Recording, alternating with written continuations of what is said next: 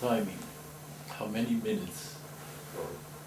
As long as you feel it takes to say the important things. I know you don't get hung up on trivia. At the same time, you need some details to fill out the picture. 20 minutes? Too long. Maybe 10, 15. Okay. As you wish.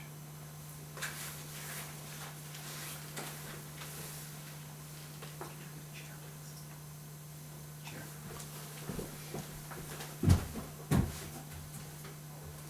Are we ready to go? We are rolling. Okay, then introduce yourself again. My name is Manuel Duran. I was born in Spain in 1925. That makes me 79 years old. Last night, my son Philip had a special treat for me. He gave me a candy, very sweet and really wonderful, that I used to love as a child. Suddenly, it brought back memories, and I spent part of the night thinking about my childhood in Spain, and also the Civil War that made my family and myself go first to France, then to Mexico, finally the United States, where I've lived for many, many years. I now think of a movie by Marlon Brando, On the Waterfront. He says, I could have been a contender. Well, I say now, I am still a contender. And we're all contenders one way or another.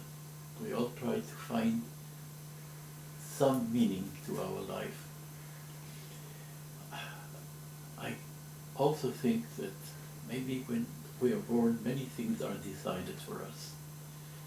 We are receiving the pieces of a puzzle. We're going to spend a whole lifetime assembling this puzzle. When we think that we have finished, suddenly other pieces come. They have to be adjusted, changed, moved. Finally, a pattern emerges. And when we think that really this is the pattern, suddenly other pieces come, and we have to reassemble again. Perhaps when I think about my childhood, I tend to idealize it. It's not a bad thing, but even when everything is bright, there are some shadows, and they have to be included in the picture. Otherwise, the picture is simply too bland. And life is not bland. Life can be very tough and bitter sometimes. However, from an objective viewpoint, I had a very happy childhood. I remember there were 3 generations living together. My grandparents, my parents, and myself, my brother, and my sister. This was a middle-class Spanish family in Catalonia, in Barcelona. We always had books and art reproductions and music, and we had lively conversations at the table where my father would discuss almost anything, and we would listen in awe and then answer and maybe sometimes disagree. But on the whole, we didn't disagree. There was, on the whole, more harmony than not. I remember a beautiful city by the sea with a gorgeous Gothic cathedral and a new cathedral designed by the great architect Gaudí. It is still unfinished, like so many things, like my own life. We're still building it block by block. Someday it will be finished and the cathedral will be there, but we will have disappeared. In any case, I remember many happy hours at home and in the streets of Barcelona, or visiting the port and looking at ships from so many different countries coming and going. There was always a bustle in the streets, many people walking around, yellow street cars, cars of all kinds. It was like a carnival moving around all day long and parts of the night. There was also a beautiful opera theater. There were many schools. I went to a private school. We were, on the whole, privileged. We didn't appreciate it until we lost it. But we were, the family was prospering. My father was a lawyer that was becoming prominent and would become the Attorney General for Catalonia. All of this as a background. I remember also the lights of fountains illuminated at night in the Barcelona exposition of 1929. It was a moment of glory for the city. But at that moment, the crash in Wall Street was beginning, which would bring unemployment to millions, both in the United States and in Europe. All of this meant that the period of the 30s was also beginning, the rise of Hitler, and finally the rise of Franco in Spain and the war in 1939. Obviously, there were also moments of anger, of distress, of sadness, but on the whole, my life was happier than anybody had the right to expect. Sometimes, of course, there was rivalry with siblings. Sometimes there were fears of the unknown. When I was 4 years old, I was seriously ill. I had diphtheria. I had the clear feeling that I was dying and that nobody could help.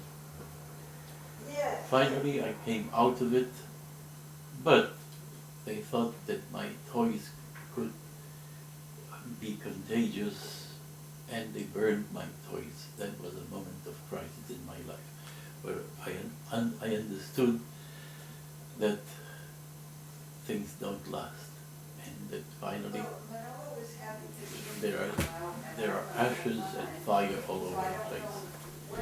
However, most of my recollections were pleasant. I remember parties, I remember celebrations like Christmas and the New Year's, and the toys that appeared magically when on the 6th of January, the celebration had to do with the kings of Orient bringing gifts to everybody. Suddenly, this world was shattered by the Civil War. There was an explosion of anger, a political clash, a military rebellion, fighting in the streets. I remember looking from a balcony and seeing people shooting each other in the streets, dead bodies in the middle of the street, fires here and there, and the war was just beginning.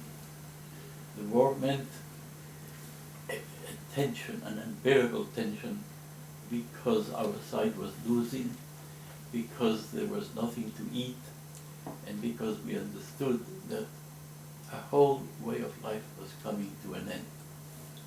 After that, it was the flight to France, and there the war was, the general war, the war of 1939, was just going to begin. So, in France, we had to readjust everything to adapt to a new way of life without money, without jobs, learning a foreign language, going to a school where everything was different, and finally the idea that even this precarious world was going to end because Hitler's soldiers would be everywhere. So we decided we had to escape once more. I was the only one who had transportation because I had a bicycle. I went down to the coast looking for fishermen that had a boat that could take us to North Africa. I was supposed to go to bars to look for them, but they wouldn't serve me. Finally, I found somebody who promised if we gave him all the money we had, and we were going to pawn, my mother was going to pawn her jewels and gather the money. Luckily, we found passage on a French ship that took us to Casablanca. Ingrid Bergman hadn't arrived yet. There we were put in a sort of concentration camp while we found another ship. This one was a Portuguese ship that went from Casablanca to Veracruz in Mexico. The trip was so long because the boat was decrepit and the engine sometimes wouldn't work. A German submarine was traveling with us because somehow this gave it protection. Finally, some planes discovered the submarine and started throwing depth charges, and the war erupted all around us once more. When we reached Veracruz, we were once more in a different country with different customs. Even the Spanish language was not exactly the same.